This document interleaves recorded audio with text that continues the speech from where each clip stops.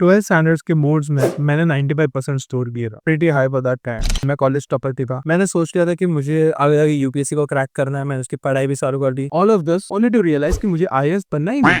तूने कभी भी 8-8 घंटे एक चीज में लगातार दिए हो एंड देन यू रियलाइज तुझे ये चीज करनी ही नहीं, लाइफ में ये चीज आगे बढ़ ही नहीं पाएगी। ये थी मेरी और यूपीएससी की कहानी। चलो तो थोड़ा टाइम में पीछे जाता है। बात कर रहा हूँ मैं 2020 की। लॉकडाउन जब स्टार्ट हुआ था। अब मैं 10th पास कर दिया था, मेरी एग्जाम्स भी नहीं हुई थी। 11 में I to choose from 3 stream, science, commerce या आर्ट्स। बचपन से I was the topper kid. पढ़ाई में कभी भी कोई इश्यूज आया नहीं है, अभी भी नहीं आता। आज तक माँ बाप ने मेरे को 100 अलग अलग चीजों के लिए डांटा रहेगा, मारा रहेगा, बट पढ़ाई के मामले में तो कभी ये चीज हुई नहीं। I was that good. तो सबको ऐसा था कि मैं बड़ा हो गया साइंस ही ना, पर आगे साइंस पे अपना फ्यूचर बनाऊंगा। बिकॉज ऑब्वियसली हमारे इंडियंस में एंड स्पेशली जो हमारी पेरेंट्स वाली जनरेशन है, उनके माइंड में ऐसा है कि भाई पढ़ने वाला टॉपर बंदा जो है वो हमेशा साइंस ही लेगा, आग बंद करके। There is no other option for. And गांडू लोग ही लेते आर्ट्स, इनको कोई ज्यादा पता नहीं रहता उनके करियर का। एंड कहानी कैसी है ना कि मैं ज्वाइंट फैमिली से आता हूँ, मेरे पापा एंड इनके 2 भाई, एंड अगर उन सबके बच्चे मिला ले तो 7 लड़के थे हम लोग। सातों में सबसे बड़ा मैं। सबका प्यार तो था ही मेरे तरफ क्योंकि मैं सबसे बड़ा लड़का था। सबको उम्मीद भी उतनी ही ज्यादा थी कि ये कुछ लाइफ में बड़ा करेगा, हमारी फैमिली को आगे ले जाएगा। तो ऑटोमेटिकली प्रेशर सा बन गया था कि साइंस लेना ही। I did not even have an option. तो वो एक इनविजिबल प्रेशर की वजह से एंड ज्यादा नॉलेज नहीं था। ये मैं स्कूल के टाइम में जितने भी टाइम था, मैं सबको यही बोलता था कि हाँ मैं साइंस लूंगा। एंड बचपन में सबकी एक नादान सी फैंटेसी होती है। जैसे मुझे एस्ट्रोनॉट बनना था। It is a very cool job. Still I believe astronaut बनना is a very cool job. I was very intrigued by it. मेरे को वो बहुत चीज पसंद थी, तो मैं सबको यही बोलता था कि मुझे वो करना है। फिर लॉकडाउन आया, बोर्ड्स की एग्जाम की तैयारी में था एंड मैं थोड़ा रिसर्च करने बैठा मुझे आगे क्या करना है, कौन सी स्ट्रीम परस्यू करना है। एंड देन आई डिसाइडेड कि science is not for me, क्योंकि प्रेशर बहुत ज्यादा पढ़ाई लाइफ की और कुछ नहीं, पढ़ाई के अलावा। ऑब्वियसली मेहनत हर एक चीज में लगती है, बट ये जो स्ट्रगल था वो मुझे नहीं करना था। तो बस एक नर्ड की तरह तुम पूरे दिन पढ़े रहो एंड पढ़ते रहो। ऑब्वियसली जिनको करना है कर सकते हैं, बट आई थॉट कि मेरे लिए वो लाइफ में है। And then I came on civil service कि मुझे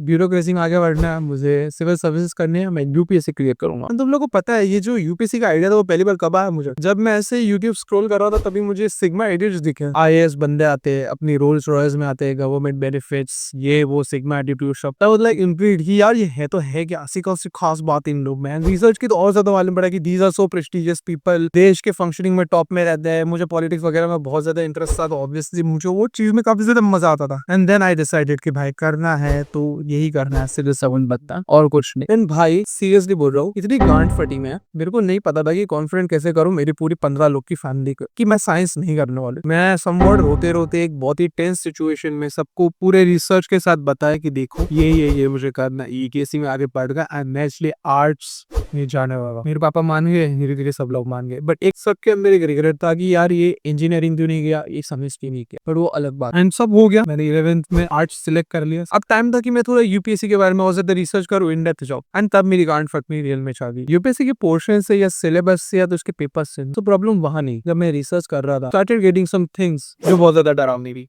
So the first thing I noticed was competition. Literally पूरे इंडिया में लाखों की तादाद में हर साल में लोग एग्जाम्स देने जाते हैं। कंपटीशन बहुत ज्यादा प्रिय है, जरा भी 1% का भी फेयर कंपटीशन नहीं करे, क्योंकि जब क्वांटिटी इतनी ज्यादा बढ़ जाती है फेयरनेस ऑटोमेटिकली घट जाती है। इतनी चीज भी मैटर करने लग जाती है एंड उसमें फिर इतनी चीज में तुम्हारा लक भी बहुत इंपॉर्टेंट रोल प्ले करता है। सेकंड चीज पढ़ाई। भाई यूपीएससी कोई आटू हटू एग्जाम नहीं है, वर्ल्ड की सबसे टफेस्ट एग्जाम में आती है ये। तो ऐसा ही नहीं है कि कोई भी मुंह उठा के चले जाता। इसके लिए तुझे डेडिकेटेड कम से कम 2-3 साल तो लगेंगे। एंड मैं ये बोल रहा हूँ डेडिकेटेड 2-3। एंड इसमें तेरे को करने की साल भर साल 8-8 10-10 घंटे पढ़ाई करनी पड़ेगी। पढ़ाई के अलावा तू अपने लाइफ में और कुछ नहीं कर सकता, क्योंकि चीजें ही इतनी ज्यादा है कवर करने की। थर्ड पॉइंट आता है सैक्रिफाइस। यूपीएससी का सिलेबस इतना ज्यादा वेग है कि उसमें कोई एग्जैक्ट चीज नहीं बोली जाती कि यही चीज है। खाली तुम लोग को सब्जेक्ट्स एंड टॉपिक्स दिए जाएंगे कि ये सब चीजें पढ़ाई जाए, बट सिलेबस क्या होगा किसी से किसी तक है। तो जितना भी चीजें मार्केट में, जितनी भी बुक्स आए, जितने भी करंट अफेयर्स है, तुझे सब चीज के बारे में अपडेटेड रहना पड़ेगा। सब चीज बस पढ़ती रहनी ही पड़ेगी। There is no stopping. And ये चीज अचीव करने के लिए, अच्छी पढ़ने के लिए, पढ़ाई करने के लिए तेरा सब कुछ सैक्रिफाइस करना पड़ता है। ना तेरी सोशल लाइफ बचती है, ना तेरी हेल्थ बचती है, ना तेरी दोस्त बचते हैं, यार तेरे गर्ल भाई तू कुछ नहीं कर पाएगा। तुझे अपनी फैमिली लाइफ को भी साइड में रखना पड़ेगा, तुझे खुद के पर्सनल गोल्स को भी साइड में रखना पड़ेगा। तो तुम ये चीज कर दे तब पे आई अंडरस्टैंड कि ऑलमोस्ट हर एक चीज लाइफ में तुम लोग को अगर आगे बढ़ना है तो तुझे चीजें सैक्रिफाइस करनी पड़ेगी, जो मैंने अभी बोली। इट इज नॉट न्यू कि खाली यूपीएससी में ही करनी होती है, but the thing is ROI जो होता है कि तुम लोग कितना इन्वेस्ट कर रहे हो अपना टाइम टाइम, एफर्ट, मनी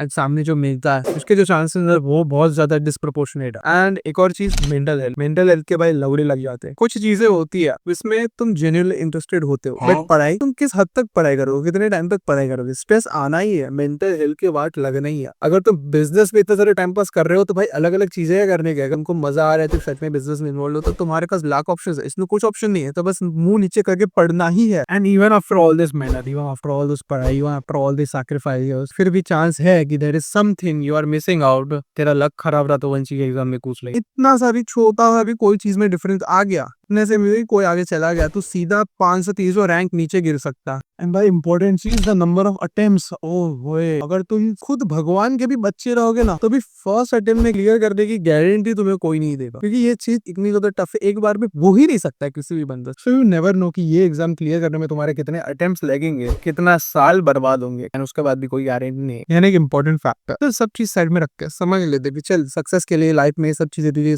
रखनी पड़ेगी, कि स्ट्रेस लेना पड़ेगा, तेरे को स्ट्रगल आएंगे, तेरे को सैक्रिफाइसेस करने पड़ेंगे, तेरी मेंटल हेल्थ भी छूटेगी, ठीक है।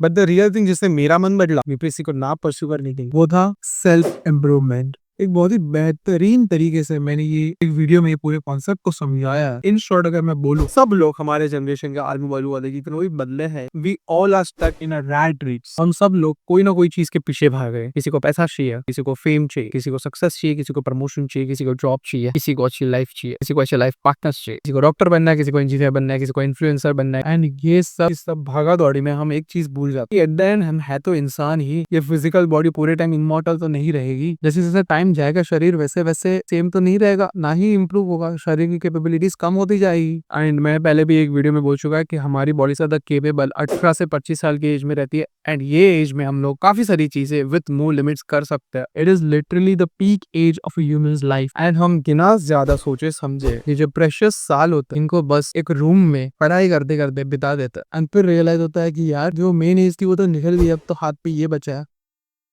भाई नो मीन्स बोल रहा हूँ पढ़ाई करना इज वेस्ट ऑफ टाइम और ये जिंदगी की बर्बादी होती है, ऐसा नहीं भी है। मैं बस ये बोल रहा हूँ कि तुम्हें पता होना चाहिए कि तुम अपने 18 से 25 साल की जो एज है वो तुम किधर दे रहे हो। That is most important thing. जैसे अगर तुमको बस गांड फाड़ पढ़ाई करके इंजीनियर, आईएएस, डॉक्टर, लॉयर बनना है इन सालों में, well and good, but decision तुम्हारा होना चाहिए। तुम्हें अवेयर रहना चाहिए कि भाई तुम ये स्ट्रगल करने वाले, तुम अपना टाइम ये चीजों में डालने वाले। बट अगर तुम्हारा दिल कुछ और कहता है तुम्हें ये चीजें नहीं करनी है, मत कर। एंड मेरा दिल बोलता था कि मत कर यूपीएससी, मैंने नहीं की। मुझे खुद को, मेरे दिल वो अंदर से पता था एक बुक के अंदर पढ़े रहना, पूरा टाइम इंट्रोवर्टेड बंदे की तरह रहना, खाली नर्डी बंदे की तरह बस पढ़ते रहना is not how I want to spend my 18 to 25 years. क्योंकि मैंने वो चीज एक्सपीरियंस कर चुकी है स्कूल में and I know how difficult, कितना खराब फील होता है, कितना गंदा फील होता है। सामने तुम्हें कितनी भी अच्छी चीज मिल रही हो सैक्रिफाइस करने के बाद, बट वो जो तुम्हारे साल निकलते हैं without any friends, without any deep friendship या कोई अच्छे सोशल लाइफ के बिना, वो बहुत खराब होता है and they feel very bad. इसलिए मुझे यूपीएससी नहीं करना।